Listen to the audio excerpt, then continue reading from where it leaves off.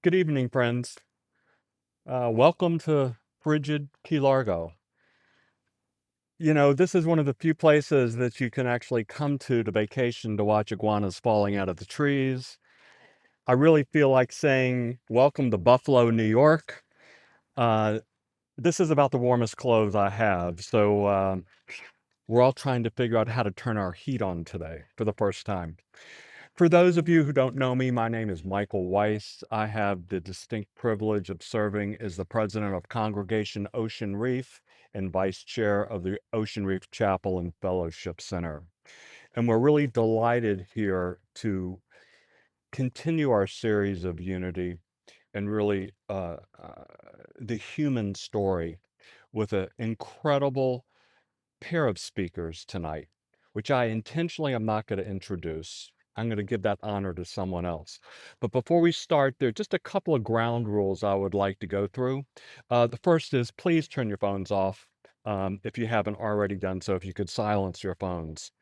In the back of the pews, you're going to see cards and pencils with questions.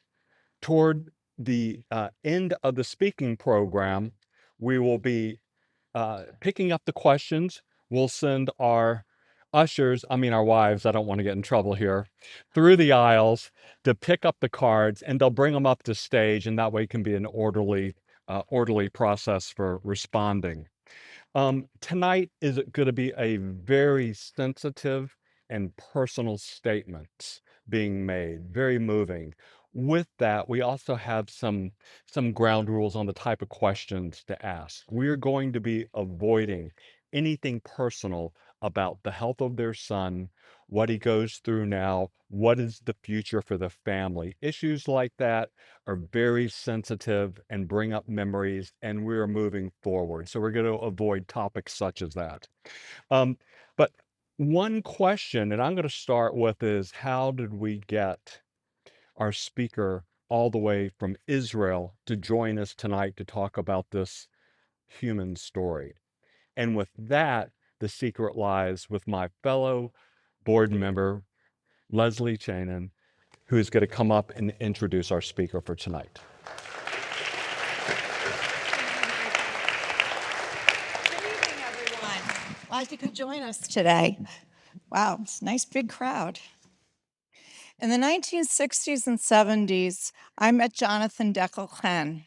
We were small children growing up north of Hartford, Connecticut, attending the same schools and the same synagogue, Beth Hillel. I can't tell you exactly when we met. We were just two kids growing up in the same place, shaped by the same community. After graduating from high school in 1981, Jonathan moved to Israel and made Aliyah, becoming a dual American Israeli citizen. He served in the Israeli military and went on to live, work, and raise his family in southern Israel on Kibbutz Nir Oz, less than a mile from the Gaza border. In 1983, while I was studying at Tel Aviv University, I reconnected briefly with Jonathan. It was a short visit, and as these things often go, we lost touch. On October 7th, 2023, I awoke to the news of the atrocities unfolding in Israel and the fact that Israeli hostages had been taken. I thought of those I knew there, and I thought of Jonathan. In the months that followed, as families of hostages spoke out, advocating for the release of their loved ones, I learned that Jonathan's son, Sagi, was among those being held by Hamas. I reached out and reconnected under the most unimaginable circumstances for Jonathan and his wife, Gillian. Presently, Jonathan is a professor at Hebrew University in Jerusalem and holds a Rabbi Edward Snowden Chair in Soviet and Eastern European Jewry. However, this week, it was announced that Jonathan has taken a new position at Columbia's University School of International and Public Affairs, where he will be teaching courses in Jewish history in Eastern Europe, the Russia-Ukraine war, Russia's engagement in the Middle East, and modern Israeli history. This evening, Jonathan, along with his wife, Gillian Kay, who's a psychotherapist specializing in trauma, are here to have a conversation with us about October 7th and its aftermath. Please join me in welcoming my friends, Professor Jonathan Dekel-Chen and Gillian Kay.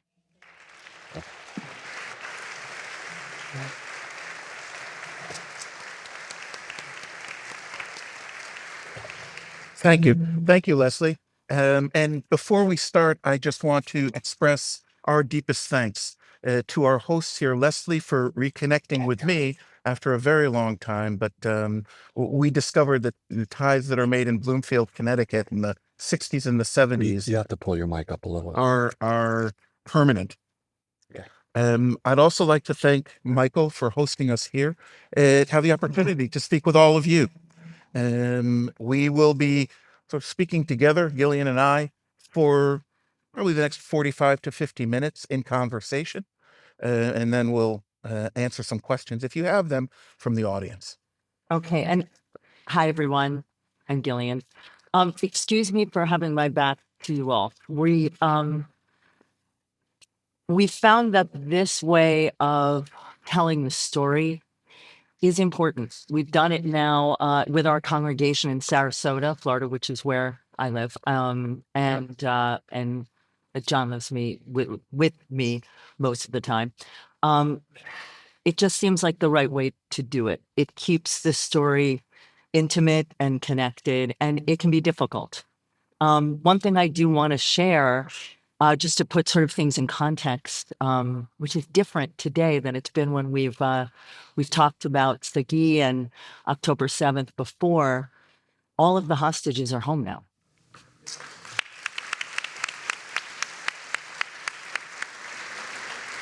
And it's so joyous, and it's changed so many things, and it means that we've also need to reorient our lives in a lot of significant ways.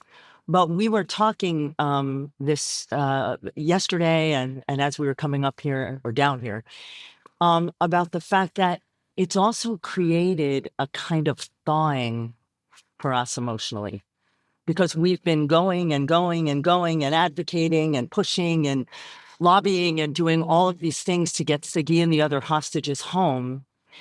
And now we're beginning to really feel the losses of all of our friends and neighbors who were murdered on October 7th, the loss of Kibbutz Nir Oz, where John has lived for 40 years and brought up his children. So that's just present, and it's with us tonight. And I wanted to share it to bring all of you into that space with us. So we just have it as something that we're all holding as we talk tonight.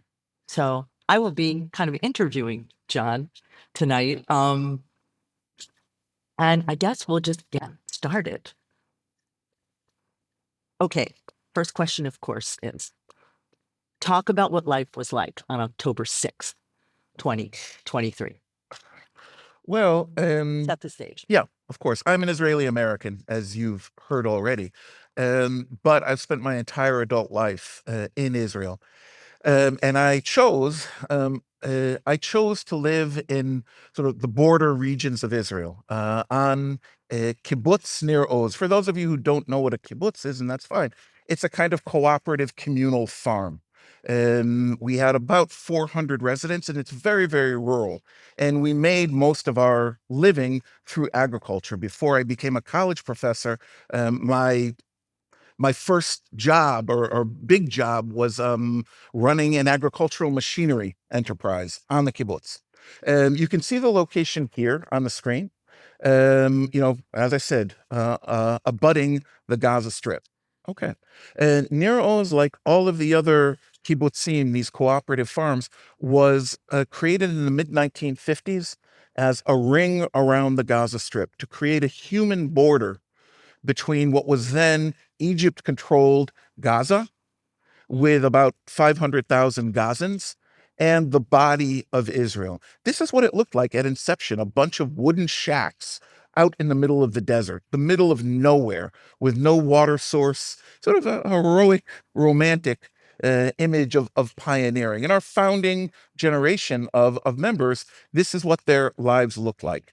This 1956.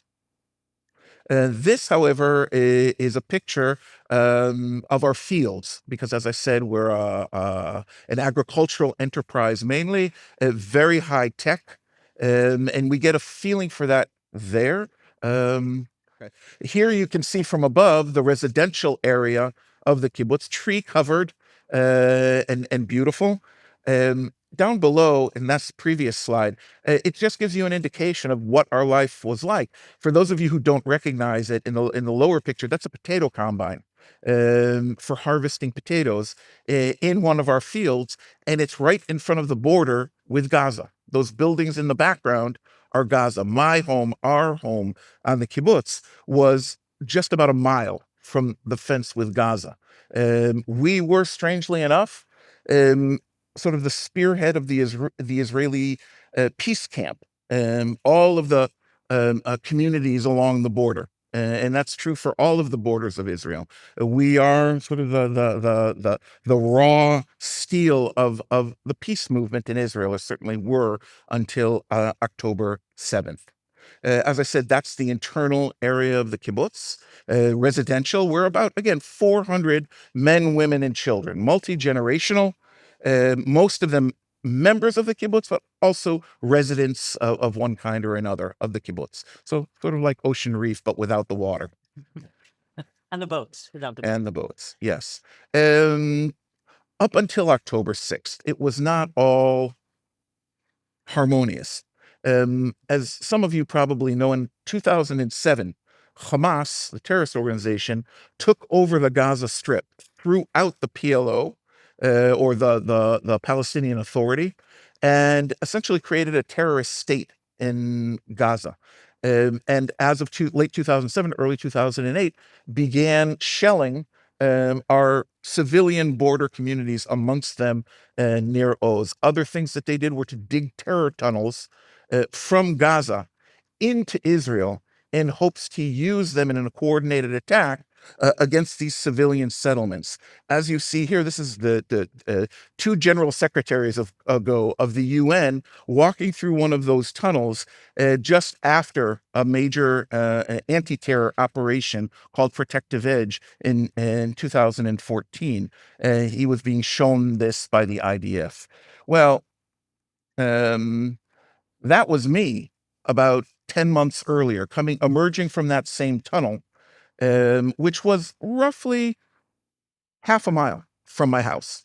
There were many, many others. That was the reality on the border. However, we had absolute faith that in our time of need, the Israeli army would be there to protect us if there was any major border incursion.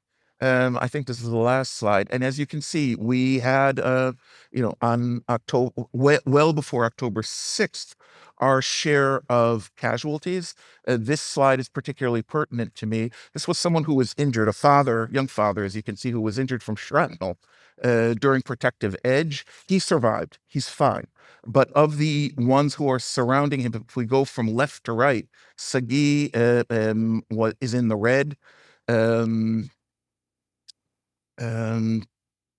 John Berman, who was on the stretcher. Shachar Vahab is the guy with the glasses in back. His father was killed on October 7th. Dolev Yehud was killed on October 7th in the kibbutz.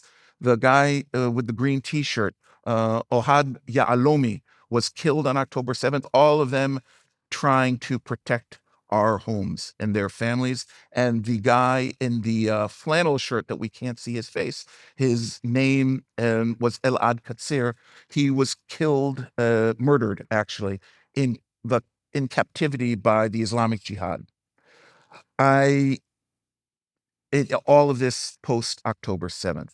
So I bring that up here to, in a way, personify what Gillian was talking about before.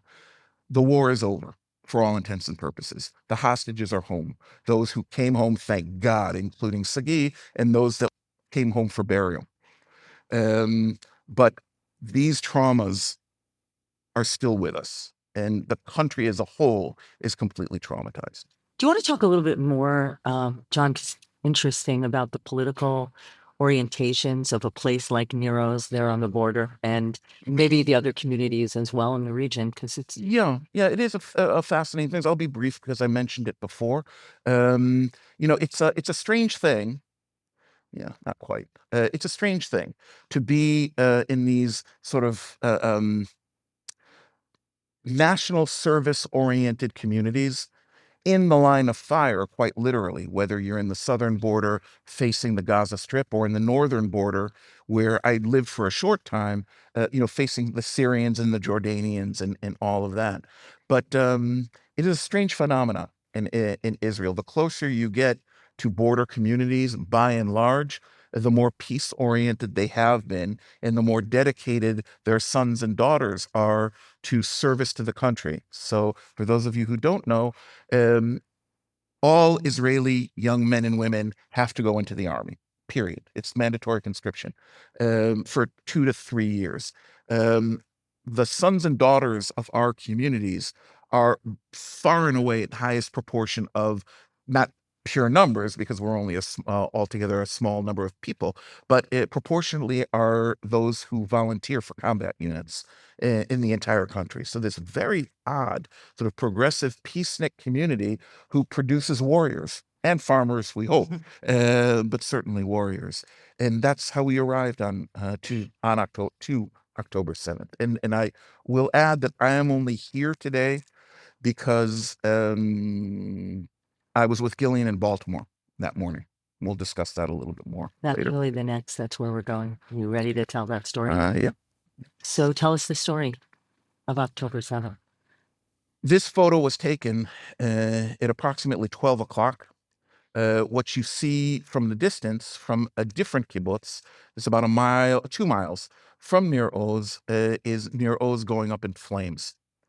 At 6:30 in the morning on October 7th, kibbutz Nir Oz was assaulted by approximately 250, 300 heavily armed, well-trained Hamas and Islamic Jihad terrorists. In their wake, approximately 1,000, mostly civilian looters, came to steal, burn, kidnap, rape. In the process, kibbutz Nir Oz, as we knew it, ceased to exist. You saw the beauty, at least from afar, of the kibbutz. This is what remained after October 7th. These scenes of absolute destruction. These posters that you'll see, these are photos of those who were murdered or kidnapped from these homes on October 7th. This is from Nir Oz. Even with until October 7th, many people asked, what on earth were we doing there with, Hamas shelling, explosive balloons being cast over, incendiary kites, attack tunnels being shot at across the border with rifle fire and anti-tank fire. For us, it was paradise 95% of the time in this community, which I think you can probably understand, because in the little that we've been here, we do get that feeling of community here that you all feel, and it's your identity. Well, it's not that distant from what we felt, of course, conditions being very different. But this was completely off the charts. As I said, our expectation, we had been trained for decades to know that once terrorists crossed the border a mile from our home, the Israeli army would arrive in force in the kibbutz. The Israeli army never arrived in kibbutz Nir Oz. By the time the army arrived, it was approximately 2:30 in the afternoon. As I said, 6:30 is the first assault on the kibbutz. The army arrived at 2:30, about an hour after all the terrorists and looters had left. They had sort of finished their business and had exited the kibbutz. Just more scenes from the kibbutz. We will speak about him shortly. My son Sagi was one of the young men and not so young men who tried to defend the kibbutz and their families. So why don't we go into that story? Can you tell us about those first days, how we found out about Sugi's fate and about the other 76 hostages that were Mhm. taken Yeah. from Nero's, because 1 in every 4 persons on the kibbutz were either taken hostage or murdered. There's a slide I do want to just advance to, so forgive me. I won't probably go. Sure. Okay.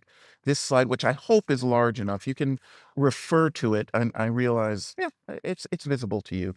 This gives the totals of the damage done to Nero's out of, again, a population of roughly 400 men, women, and children. The first, well, for us, for Gillian and I together in Baltimore, it was absolute horror.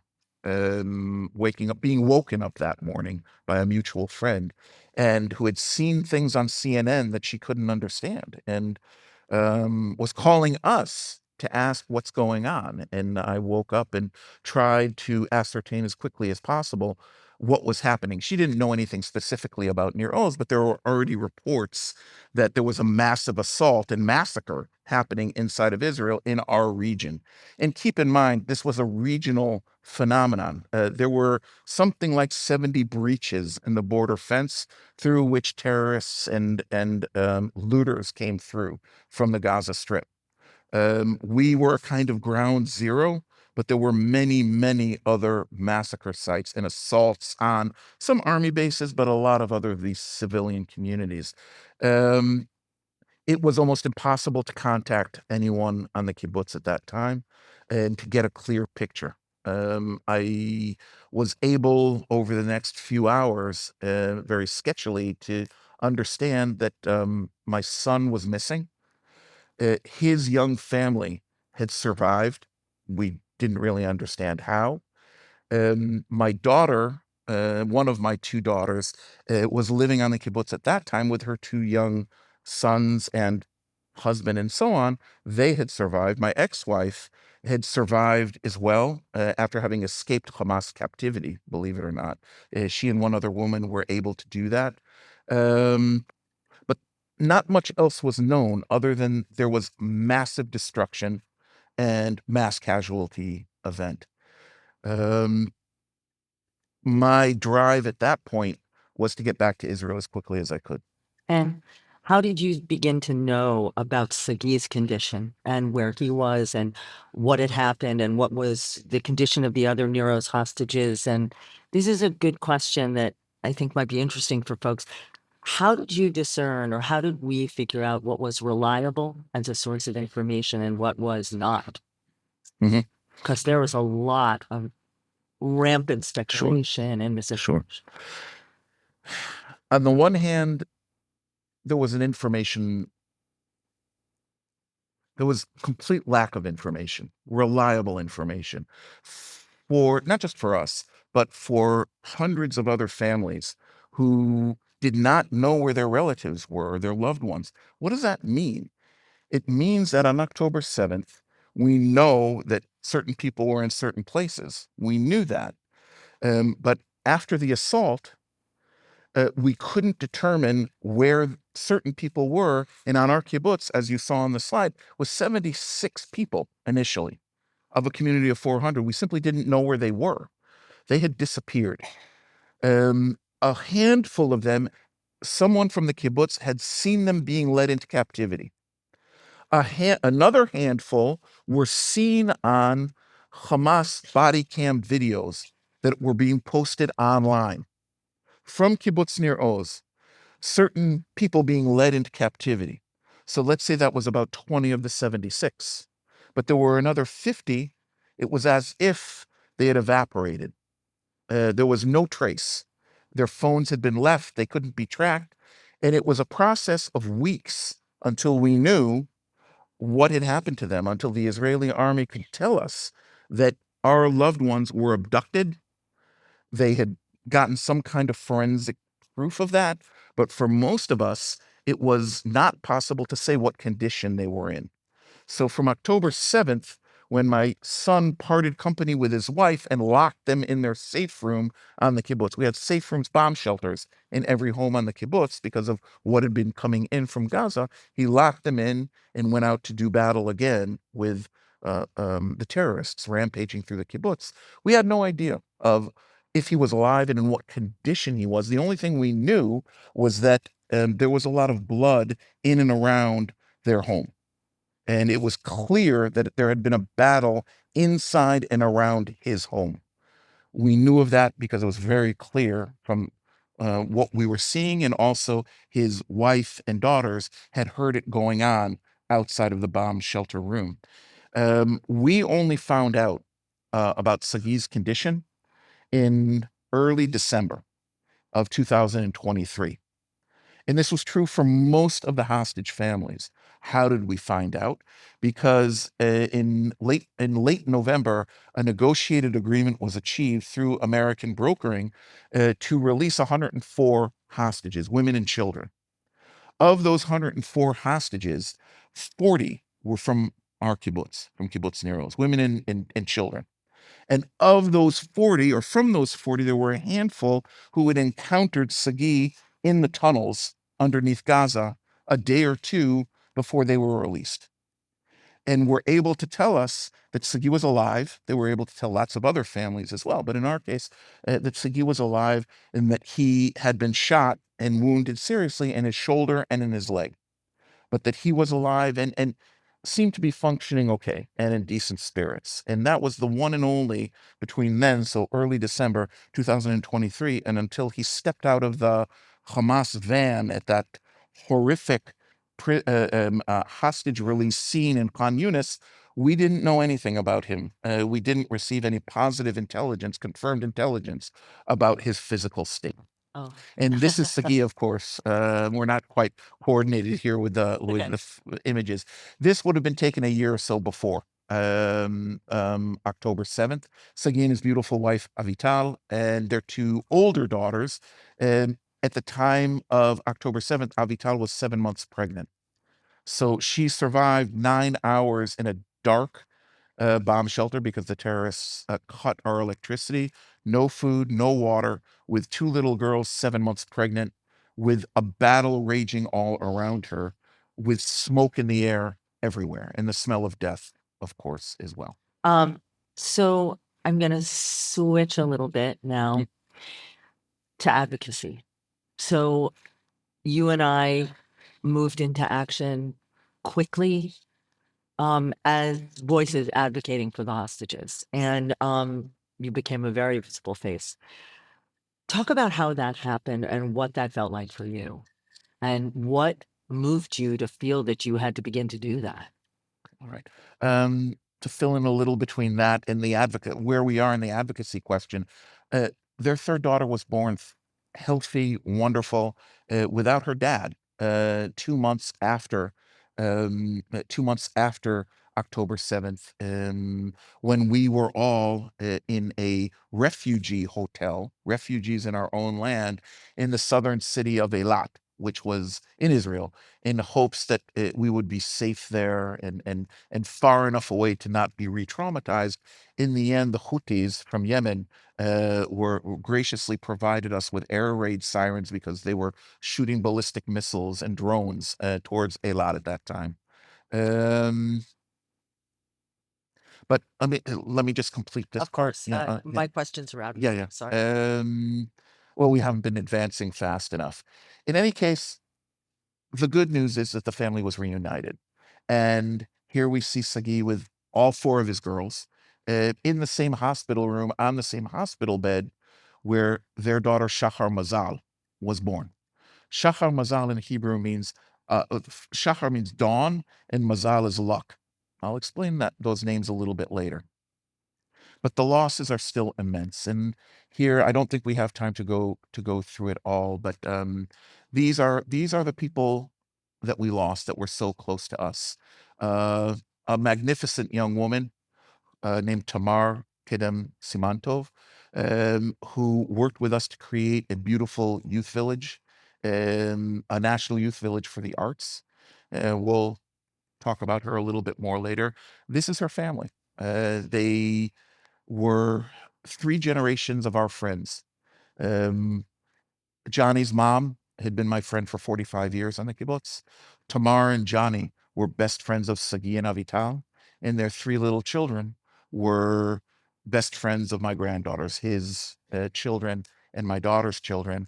And one of the toughest moments of my life was being asked to eulogize all 6 of them, so 5 in that family and his mom, a few days after the massacre. And you can see here their coffins at the ceremony. Of course, another well-known picture here is Shiri Bibas, um, who was murdered by Islamic Jihad terrorists months after they were taken captive. Um, they lived about 100 feet from my house. The little boy, the older redhead Ariel, used to come over my house frequently with my little grandson. They were best of friends to get popsicles. I was sort of the adopted grandfather. Um, one of my oldest friends and a peacenik through and through, a man who entertained the both of us a great deal, kind of a blood brother, Chaim Perry, was murdered in captivity by his captors. And I think finally one of the icons of the Negev desert, one of the first true modern farmers making the desert bloom, was this man, Aryeh. We called him Zalman Zalmanovich. You can see him very early on the left, his old crusty image on the right, really just a few days before October 7th, and his son, who like me was forced into the campaign to get the hostages back, lieutenant in the reserves already, but lieutenant colonel in the army. And this was Sagi in captivity, filmed for a Hamas terror video, psychological terror video that was never aired. It was returned to us recently by the IDF, who obtained it in the tunnels of Gaza, but never actually aired. On the right lower corner is that's my little boy Sagi, and that's me, and I believe 1990. So father becomes son. This, of course, is Sagi at that horrific release ceremony when we saw him for the first time and realized that he was alive, that he could walk on his own 2 feet. It was a moment of terror, really, but followed by, of course, joy. He was released with 2 other young men, both of them from our kibbutz, and here him being forced by his captors to give some sort of speech. It was part of those horrific ceremonies. And on the way home in the IDF helicopter on his way to the hospital, meeting another fellow captive, Idan Alexander, in a hospital a couple of months after Sagi had been released. They were held together for a short time in captivity. And Sagi home just after being released. And now altogether, this was taken last Passover, so just a few months ago. And just so you have a frame of reference, this is my daughter, her husband, an Ethiopian Jew, for those of you who might be wondering, and their 2 sons and a little girl who was born about 7 months after October 7th. My daughter was pregnant. She didn't know it at the time of the assault, but they miraculously survived as well. Now going to the advocacy. Now we're on ad. Finally, Okay. sorry for the detour. No, of course. Yeah, so let's talk a little bit Yeah. about that. About how that happened, what it felt like for you, about that journey. I was able to arrange a flight home to Israel, I believe on October 9th, arriving on October 10th. The only way I was able to get that was through the enormous generosity of Gillian's mom, who bought me a business class ticket. All flights were canceled to Israel, of course, except for El Al, the national airline of Israel, but there were no seats available, and I was desperate. And your mom, of course, fronted the money for me to get a business class seat, the one and only time in my life that I was able to fly business class.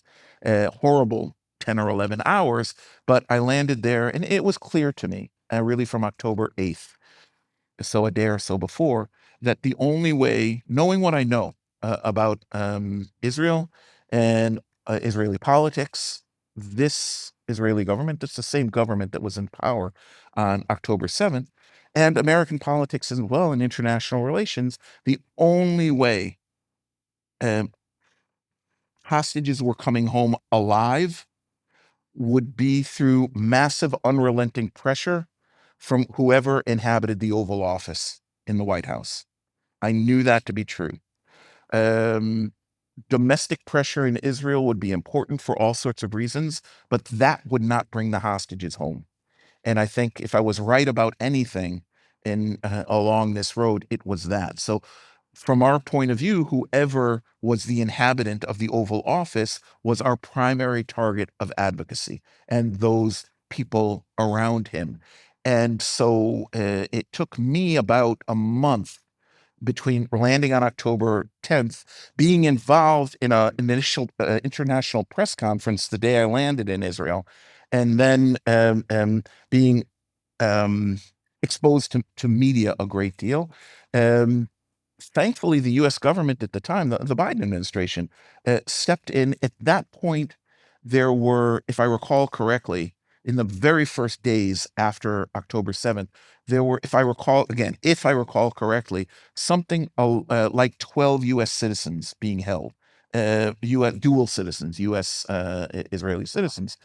I'm sorry? Alive and dead. Alive, yes, alive and deceased. We didn't know that some of the deceased had already been killed.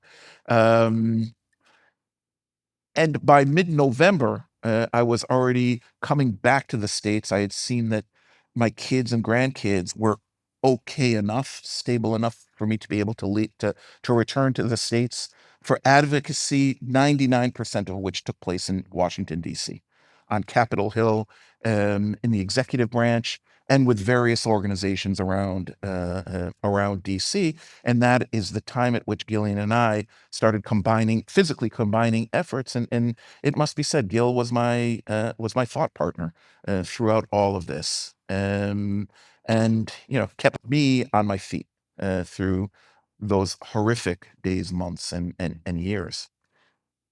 So you're a pretty private person. I know this about you. What was most difficult about having to tell your story publicly again and again and again in so many different and so many different rooms? It, I looked upon it as a necessity.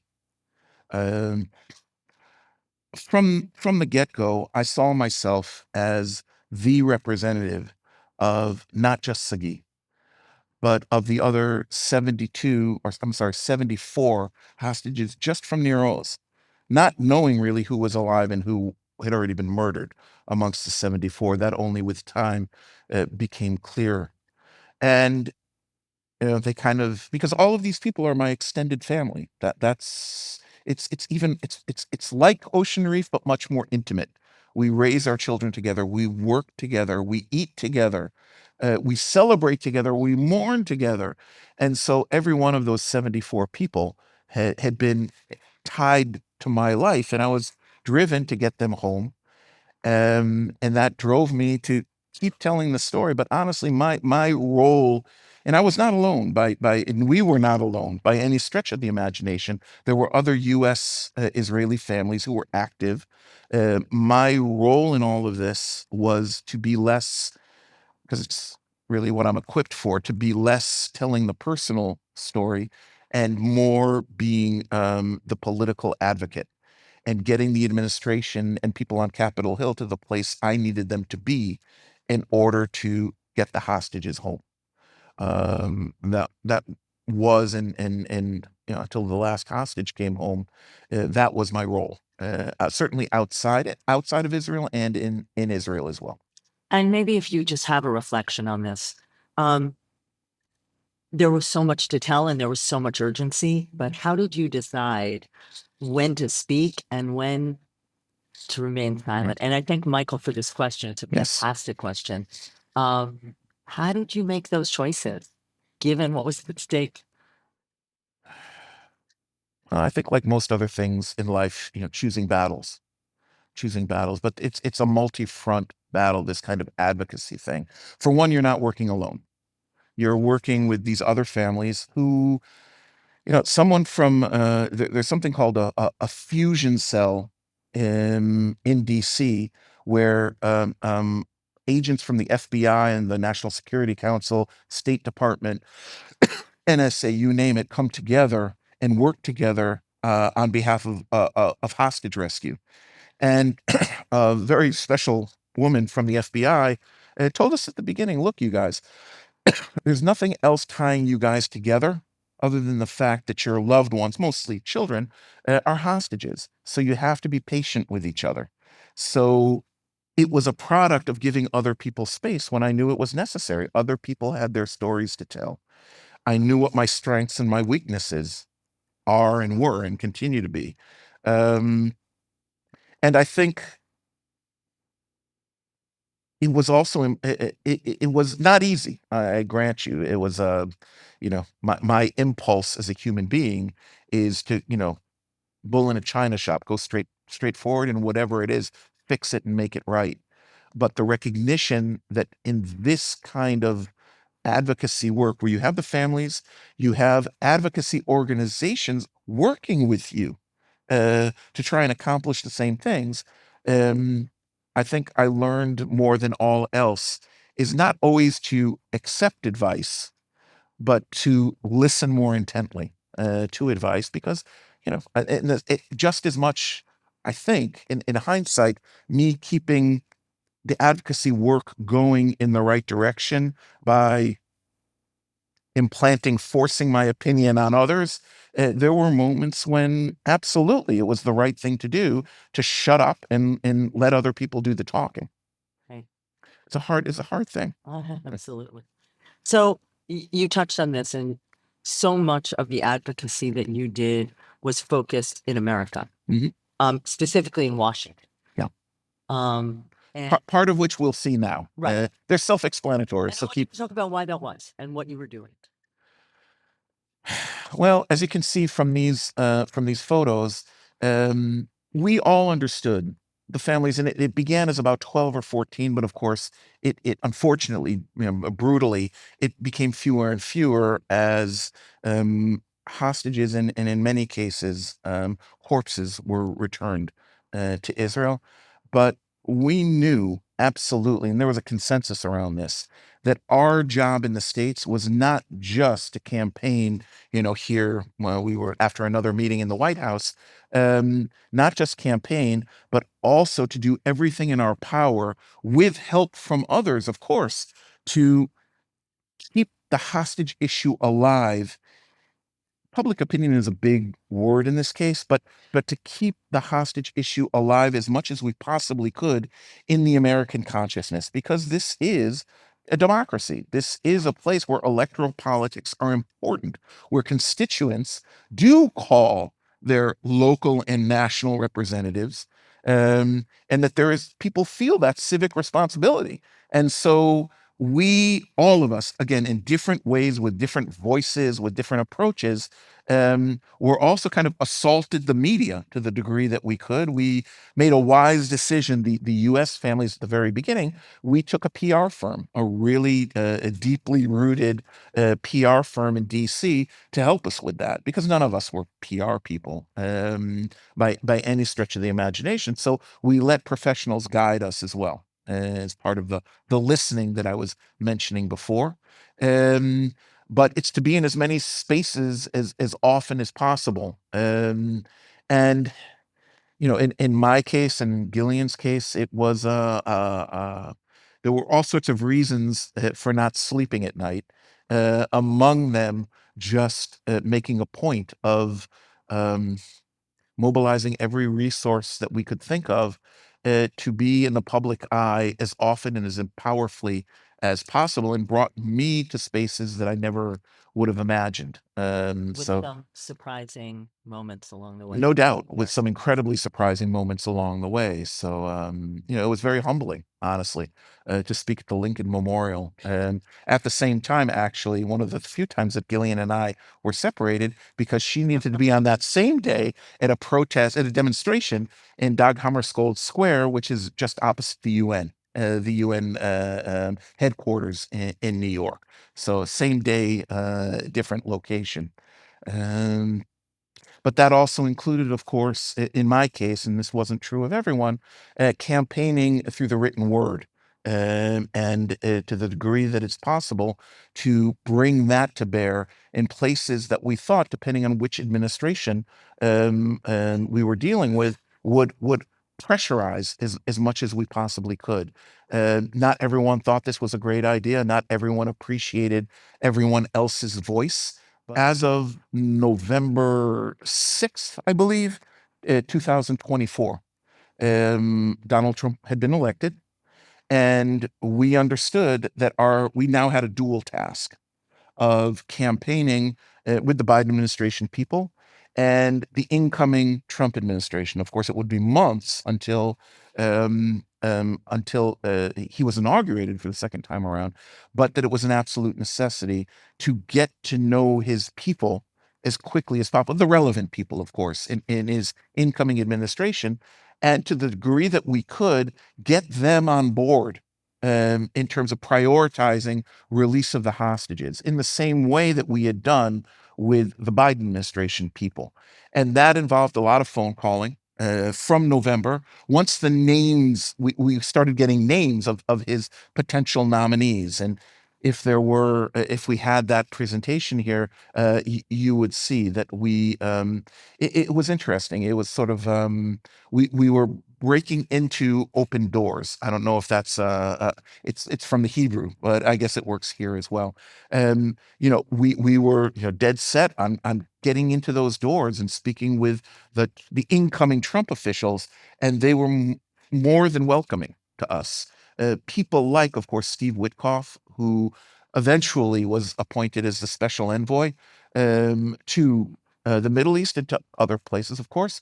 Adam Bowler, who really plays has a very important role in an agency that none of you probably have heard of before, and it's called he is the Special Presidential Envoy for Hostage Affairs. It was created, I believe, under the Reagan administration, and it's a special office in the administration that has all kinds of flexibility to do all sorts of things that no one else in government can do in order to rescue U.S. hostages from all sorts of places.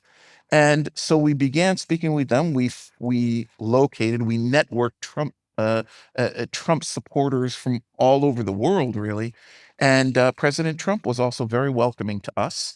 And as we know, there were three stages of hostage release, or three agreements. The first one I've already mentioned, late November, early December of 2023, where 104 women and children came out. Then there was the tranche in which Sigi came out, and that was just after the second inauguration of President Trump. That, of course, is the time in which Sagi came out, and almost all of the remaining hostages, both living and dead, came out.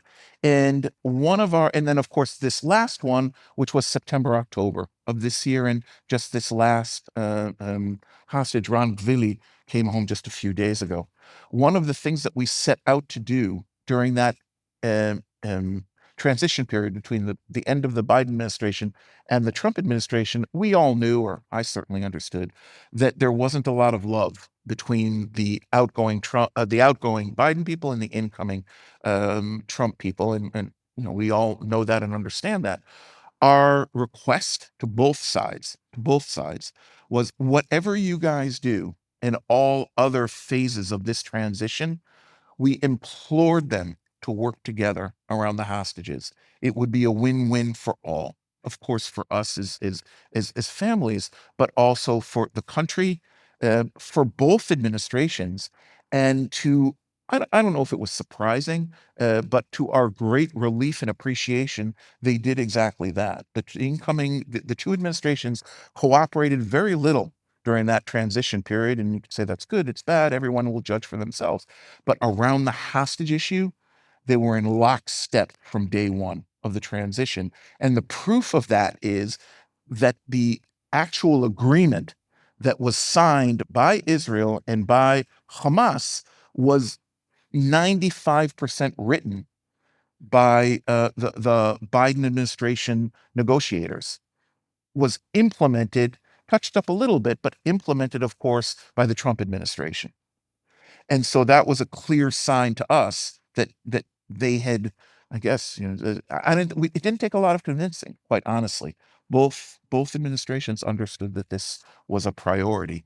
Um, So can we take you now into the present and the future a little bit? So Sagi was released last February. What can you share with us about his life since his return, our life since his return? And I'm going to consolidate that with what's going to become of the Nero's community now. So yeah, Sagi came back to Israel on October 15th and began almost immediately devouring life. He was always like that, full bore, drinking in life as much as possible. Um, for all of us, it's been absolutely joyous. We were holding our breath when he came home because we just didn't know what son, what Sagi was coming back after nearly 500 days in a living hell. And, we could only imagine it was much worse than we imagined in terms of his experience and the experience of other hostages, particularly those that were held in the tunnels of Gaza. We didn't know how his girls would react to him because they hadn't seen him in a year and a half. He had a young daughter who had never met him. And we've been blessed. We have absolutely been blessed.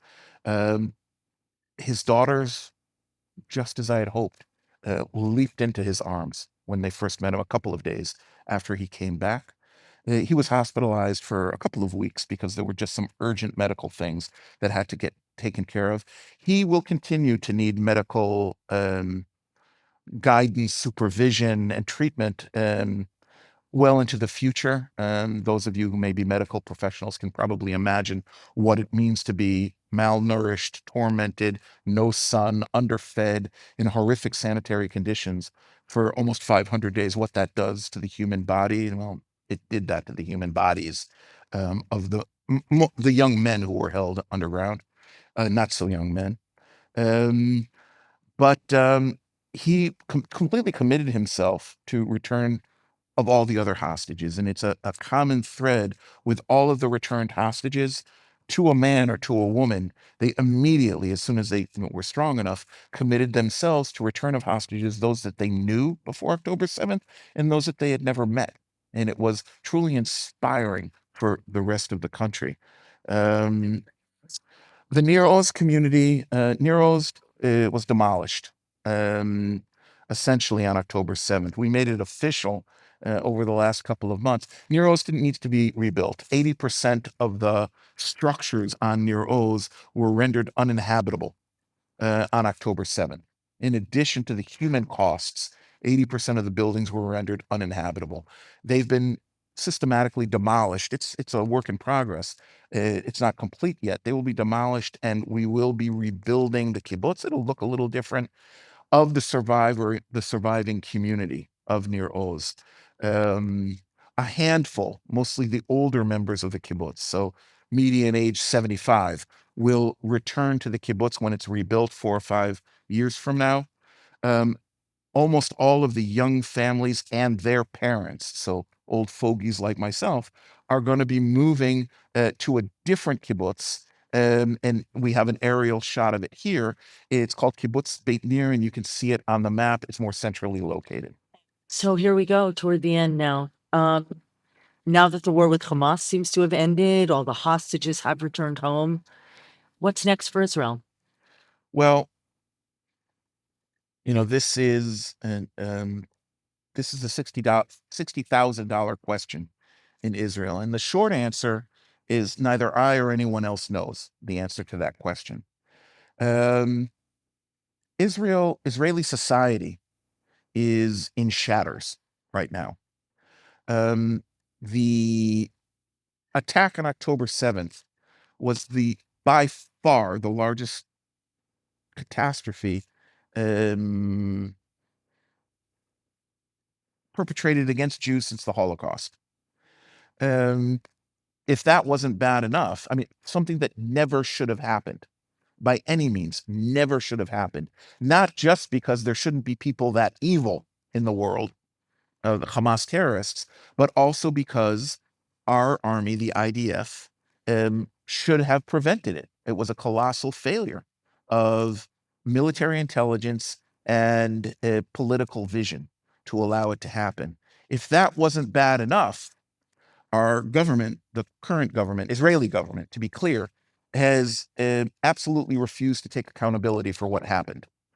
And that has caused a national crisis that will be ongoing, and because they continue to refuse to take any accountability. Beyond that, we have the war losses. There are 1,000 Israeli soldiers dead as a result of this conflict, with all of their families. We have a social conflict because of the war and its aftermath.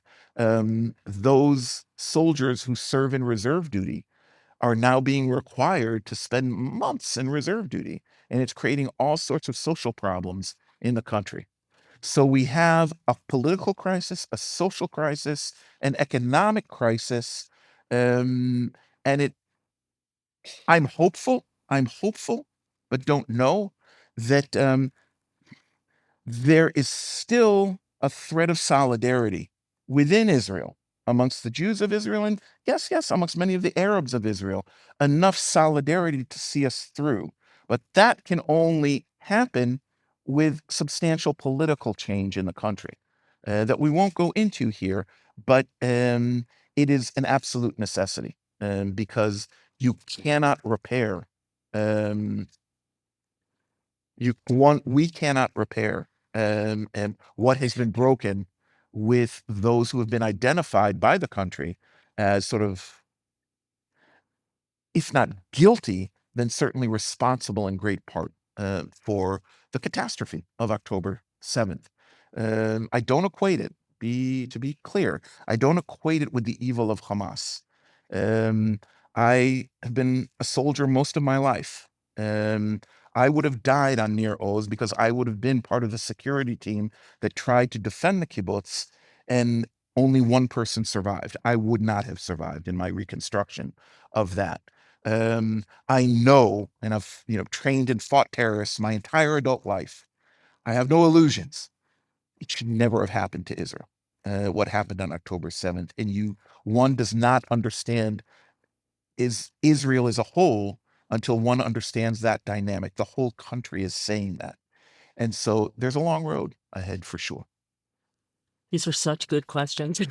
It's hard to go through them. One last question here.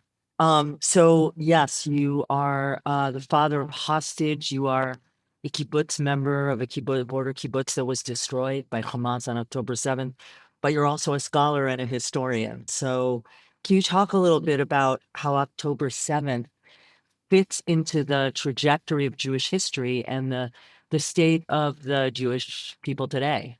Yeah, it's an important question. I think both for time's sake, because we do have a lot of questions that Yeah. I'd like to answer. I think the jury is still out. I think what's going to determine its place in history, October 7th and its aftermath, is really going to be determined what happens next. What happens next in Israel and among the Jewish people overall. Those of you who are Jewish in the audience today are probably aware that the war itself, not the hostage taking, but the war itself, has created an enormous schism within the Jewish community. Perhaps not in this room, but Jewish diaspora communities all over the world. And that also needs to be repaired. If it doesn't get repaired, if Israeli society can't repair itself, if diaspora Jewry can't come back to some consensus about Israel's place and its priorities and their own identity as Jews, then we're in huge trouble as the Jewish people. If both of those things can happen, then I think there will never be a happy ending to any of this. There never will be. This never should have happened, and you cannot bring back what has been lost. But there will be a pathway forward. To not end on a bummer note, I wanted to just, for those of you who haven't seen it yet, just a very sweet way, at least to end this part. And then we'll Sagi, 2 weeks after he was released, decided to, his way of coping has been through the creative arts. He explains himself in this short video clip. He's performing here with a group of young musicians who are some of the alumni of that National Youth Village I told you about, that his older brother, Sagi, myself, and Tamar, who I showed you earlier, created and opened in 2014. After October 7th, amid their grieving for Tamar and all that had been lost, the alumni came together and have created something that's called the Tamari Project. That's her nickname, and the rest is self-explanatory. אני לא זמר, אני אבא ששר. המוזיקה ליוותה אותי לאורך כל החיים, ובמיוחד בשנה וחצי בהם הייתי בשבי. הייתי שר לעצמי בראש כל היום. בכל לילה הייתי שר לבנות שלי ומדבר איתן על המשמעויות מאחורי מילים של שירים מיוחדים. בבוקר הייתי קם, הולך לפינה של החדר, מנגן לעצמי בראש שירי אהבה ורוקד עם מילי, שירים שקטים ואהובים, אפילו מוסיף קצת תנועות. לאחר שהחלטתי שכתיבת שירים זה לא מכתבי פרידה, יצרתי לעצמי שירים שרק לפני שבועיים בפעם הראשונה יכולתי לכתוב על נייר ולשיר אותם בקול. השיר קרן שמש הוא שיר שהבנות שלי ברי וגלי תמיד אהבו. היו שרות את זה באוטו, היו שרות את זה בסלון בימי שישי, גם כאן. ועכשיו סוף סוף, אחרי 71 ימי שישי של בדידות, אני כאן איתם בסלון, שר איתם כאן. אל תלכי קרן שמש, לא נגמר לנו היום. למה את מסתתרת, עננים בכל מקום? אל תבכי כמו הגשם, לא חבל על הדמעות. יד חמה מבקשת לחבק אותך שעות. שים שירים שאת אוהבת, אתן לך יום להירגע. אני נגנב שאת צוחקת ככה אליי. תגידי מה את מבקשת, שלא יהיה לי שום תירוץ. כשאין מילים את מתרגשת ככה אליי. תחייכי, זה יפה לך, זה עושה לי את היום. אם פתאום את נרדמת, תחייכי גם בחלום. מטוסים בשמיים, אנשים על רכבות. אל תבכי קרן שמש, זה הזמן שלך לחיות. אשים שירים שאת אוהבת, אתן לך יום להירגע. אני נגנב שאת צוחקת ככה אליי. תגידי מה את מבקשת, שלא יהיה לי שום תירוץ. שאין מילים את מתרגשת ככה אליי. אל תבכי קרן שמש, קחי לך בית אחרון. איך תמיד את אומרת, ניפגש עם אור ראשון. השיר הוא קודם כל הכל שיר אהבה. עבורי, מילי היא קרן השמש כבר כמעט 21 שנה. מאז ברי, גלי, שחר המזל הצטרפו והפכו את השמש לגדולה עוד יותר. הן מקור האור, החום והחיים עבורי. אל תלכי קרן שמש, אעשה הכל כדי שתישארי. עשיתי הכל כדי שתישארו. וגם למרות כל המרחק והבדידות והנתק, כל יום הרגשתי איך אני אוהב אתכם יותר ויותר ויותר ויותר. השיר הוא גם שיר תקווה. קרן השמש מגרשת את החושך, השמש מראה לנו את האופק, השמש מראה לנו את האור, את החיים, התקווה. לי לקחו את השמש למשך 498 ימים, אבל בחרתי שלא לשחרר. שרתי ודיברתי עם השמש כל יום. כשחזרתי גיליתי כמה השמש, התקווה, הייתה גדולה. בזכות מילי, המשפחה, החברים וכל עם ישראל, אני פה היום. מבקש מכל מי ששומע אותי, אל תאבדו תקווה. שלחו כל יום חום ואהבה, תאמינו לי שזה חודר עד בטן האדמה. ולחברים שלי שלא רואים את אור השמש שם בשבי, תהיו חזקים. הנפש שלכם צריכה גוף חזק. הגוף שלכם צריך נפש חזקה. תנגבו את הדמעות, לכו לפינה של החדר ותשירו איתי. אל תלכי קרן שמש, לא נגמר לנו היום. למה מסתתרת עננים בכל מקום? אל תלכי קרן שמש,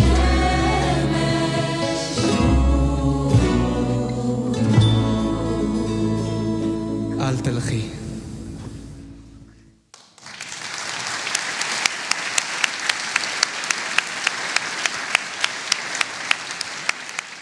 Again, that was recorded 2 weeks after he was released, after about 10 minutes of rehearsal in his living room. But it was a powerful moment. It sure was. Okay, quickly, some of the wonderful questions. I wish we could get to them all. This is a very short one. Can you share what Nir Oz and Beit Nir mean in English? Yeah, absolutely. Nir in Hebrew is fields, like farming fields. So Nir and Oz means strength. So fields of strength. So that would be Nir Oz. Beit Nir, Beit is home with that same Nir. So it's fields of home, I guess, would be the best way to translate it. Great. So this is back to your advocacy experiences, and I sort of tried to get there, but what surprised you the most in your advocacy experiences? What was the most surprising for you? What was most surprising, I think, probably for both of us, but me certainly, was in our interactions with elected officials, mostly, those that were really deep down empathetic with our situation. And surprisingly, the most surprising, I think, for me certainly, was going into the offices, because we talked with everyone. Going into the offices of Rashida Tlaib and Ilan Omar, who of course is in the news a lot lately, and Ayanna Pressley and others, who we went there because we were fighting for our kid and for our community. They immediately embraced us and remained that way until Sagi came home. On the other side of the coin, some of those who you would assume, given their public personas, again, elected officials on Capitol Hill, who we assumed would embrace us, did not. That's not what they were about. And they saw the world in different ways. So you just have to be ready. Find your friends and accept the fact that not everyone who seems like a friend necessarily will be. And be ready to be surprised and Yes. accept that. Embrace the surprise. Embrace the support. Yes. These are sort of connected, so you can. I'm trying to get 3 in 1 here. Yeah. Why do you think the border was not secure on October 7th? Why weren't the tunnels destroyed? years earlier. And why was the IDF not aware of the situation? What happened on October 7th? I'm going to put all those together. Yeah. Well, thank you for those questions. I know everybody's, dinner is calling, so I'll try to be brief and concise. Okay. As I said, a colossal failure of military intelligence. The information was out there. There was meaning that the border observers, almost all of them women, who electronically, that was their job in the army, to look at the border and try and understand what was going on beyond the border for years before October 7th, were telling their superior officers that they couldn't say exactly what it was, but they knew something bad was on the way. And their superior officers, again, almost all of them male, blew them off. It's unfortunate. It's a sign of sort of multi-generational arrogance and a lack of imagination. From the and Hamas prepared. They knew exactly what to attack and when, up to and including maps of my kibbutz, internal maps, showing what they needed to destroy quickly and individual people, who they needed to capture or kill most quickly in order to subdue our self-defense tactical team. One of the reasons that I can tell you that I would not have survived had I been on Nir Oz that morning. All of that was, and so their attacks were immediate. They again, there's just not enough time to explain this in full, but command and control. Any of you who are in the military know that it's not just about the bravery of soldiers in the field. It's about command and control. They identified and destroyed within minutes of 6:30 in the morning, breaching the border, almost the entire command and control system in the south of the country. They worked hard at this. Politically, there was something that in Israel we call the conception. It was the conception of a political leadership. And I'll just say that our political leadership believing that Hamas had been deterred, that Hamas essentially could be bought off, that they were just a bunch of corrupt punks who could be bought off with money from Qatar. And that was good enough, and not believing the news that was right in front of their face and the evidence that was right in front of their face. Hamas armed itself and dug the tunnels with money that went through Israel and materials that went through Israel, have no doubt, for the most part. It's incredibly painful, but that is the truth. And one of the reasons why evidently this government does not want a real investigation of what happened before, on, and after October 7th to occur. And I think we'll have to leave it there. First, I want to thank our speakers tonight.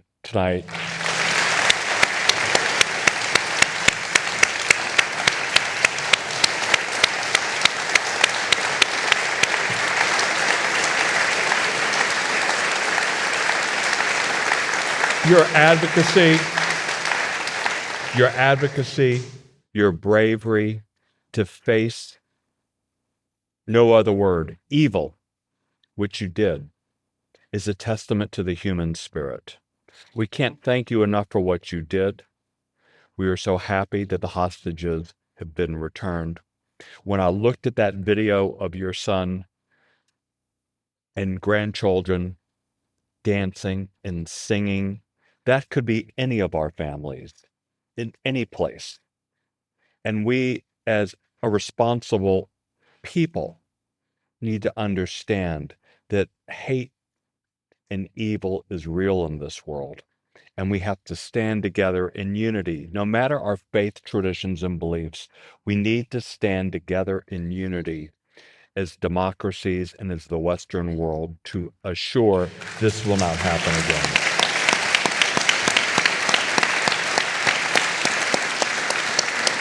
Gil and Jonathan, again, thank you so much for coming to Ocean Reef.